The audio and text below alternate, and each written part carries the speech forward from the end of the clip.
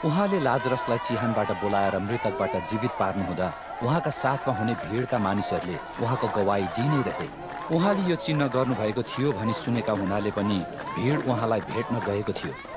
तब फरिसीहरूले एक अर्कालाई भन्न लागे, हेर तिमीहरूबाट केही हुने होइन, देख्दैछौ संसारै त्यसको पछि लागिसक्यो। यस संसारमा येशूले आफ्नो सम्पूर्ण जीवन पापरहित जिउनुभयो। उहाँले कहिल्यै कुनै गलत काम गर्नु भएन। त्यसै कारणले उहाँको जीवन सबै मानवताको पापको लागि एउटा सिद्ध बलिदान भयो। पछि येशूले आफ्ना चेलाहरूलाई भन्नुभयो, मानिसको पुत्रको महिमित हुने समय आइपुगेको छ। साँच्चै म तिमीहरूलाई भन्दछु, गहुँको दाना माटोमा परेर मरेन भने त्यो एउटै रहन्छ, तर त्यो मर्यो भने त्यसले धेरै फल फलाउँछ। आफ्नो प्राणको मोह गर्नेले त्यो गुमाउँछ, तर आफ्नो प्राणलाई यस संसारमा तुच्छ ठान्नेले चाहिँ अनन्त जीवनको लागि त्यो सुरक्षित राख्छ। कसैले मेरो सेवा गर्छ भने त्यसले मलाई पछ्याओस्, र म जहाँ छु मेरो सेवक पनि त्यहाँ हुनेछ।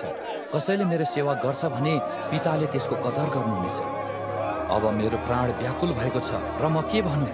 हे पिता, मलाई यस घडीबाट बचाउनुहोस्। होइन, यसै कारणले नै म यस घडीसम्म आइपुगेको छु। हे पिता, तपाईँका नाउँको महिमा गर्नुहोस्। तब स्वर्गबाट एउटा यस्तो आवाज आयो,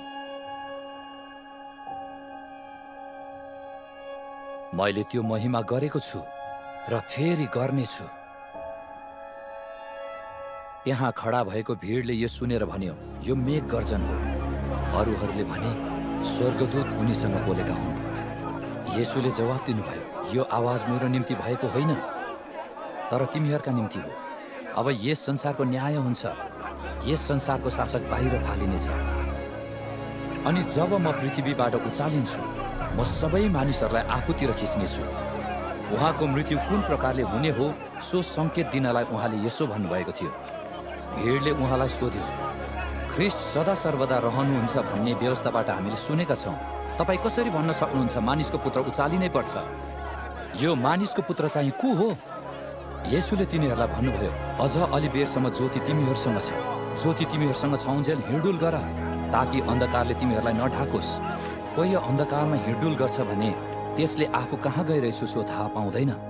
जबसम्म ज्योति तिमीहरूसँग छ, ज्योतिमा विश्वास गर र तिमीहरू ज्योतिका सन्तान हो। पछि येशूले चेलाहरूलाई भन्नुभयो, मलाई विश्वास गर्नेले मलाई होइन, तर मलाई पठाउनु हुनेमाथि विश्वास गर्दछ। जसले मलाई देख्दछ त्यसले मलाई पठाउनु हुनेलाई देख्दछ। म संसारमा ज्योति भएर आएको छु, ताकि ममाथि विश्वास गर्ने अन्धकारमा नरहोस्। कसैले मेरा बाणी सुन्छ र ती पालन गर्दैन भने म त्यसको न्याय गर्दिन, किनभने म संसारको न्याय गर्न आएको होइन, तर संसारलाई बचाउन आएको हुँ। येशूले आफ्नो जवानी जीवनको 3 वर्ष आफ्नो चेलाहरूसँग परमेश्वरको राज्यको सुसमाचारको बारेमा बताउँदै हिँड्नुभयो। तर उहाँको धेरै नजिकको चेलाहरूले यसको साँचो अर्थ बुझ्न सकेनन्। येशू उनीहरूलाई रोमी सरकारको निर्दयी शासनबाट बचाउनु आउनुभएको भनेर तिनीहरूले सोचेका थिए। परमेश्वरको आज्ञा पूरा गर्नको निम्ति उहाँ तिनीहरूबाट टाढा जानुपर्छ भनेर धेरैचोटि येशूले उनीहरूलाई भन्नुभएको थियो। यस कुराले चेलाहरूलाई निराश बनायो। येशूले उनीहरूलाई भन्नुभयो, तिमीहरूको हृदय व्याकुल नहोस्। तिमीहरू परमेश्वरमाथि विश्वास गर्दछौ, म माथि पनि विश्वास गर। मेरा पिताको घरमा बस्ने ठाउँहरू धेरै छन्। त्यसो नभए के म तिमीहरूलाई भन्ने थिएँ र? कि तिमीहरूका निम्ति ठाउँ तयार पार्न म गइरहेछु?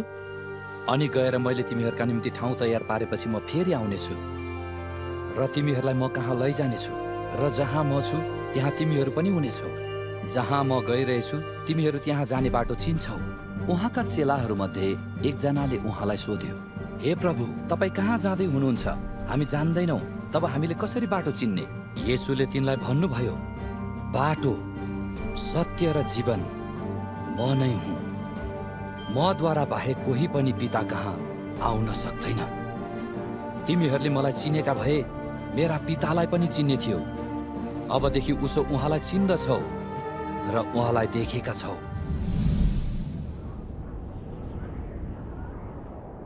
ती दिनमा कैसर अगस्टसले तिनको सारा साम्राज्यमा जनगणना लिनु भन्ने हुकुम जारी गरे। सबैजना नाउँ दर्ता गराउन आफ्नो आफ्नो सहर गए। योसेफ पनि गालिलको नासरतबाट यहुदियाको बेथलेहेम भन्ने दाउदको सहरमा गए, किनभने तिनी दाउदका कुटुम्ब र वंशका थिए। नाउँ दर्ता गराउन तिनी आफूसँग मगनी भएकी मरियमलाई साथमा लिएर गए। मरियम गर्भवती थिइन्।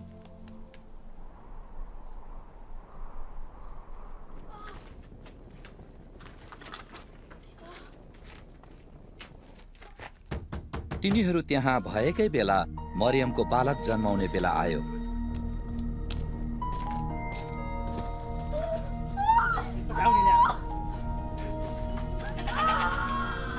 तिनले आफ्नो जेठो छोरो जन्माइन्।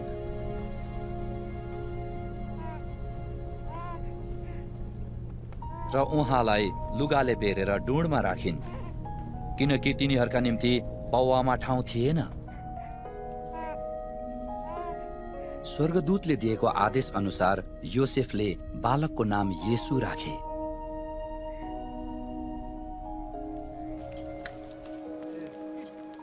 त्यही इलाकामा गोठालाहरू थिए जसले चौरमा बसेर राति आफ्नो बगालको रखवाली गर्थे। प्रभुका एकजना स्वर्गदूत तिनीहरू कहाँ देखा परे र प्रभुको तेज तिनीहरूका वरिपरि चम्क्यो अनि तिनीहरू साह्रै डराए।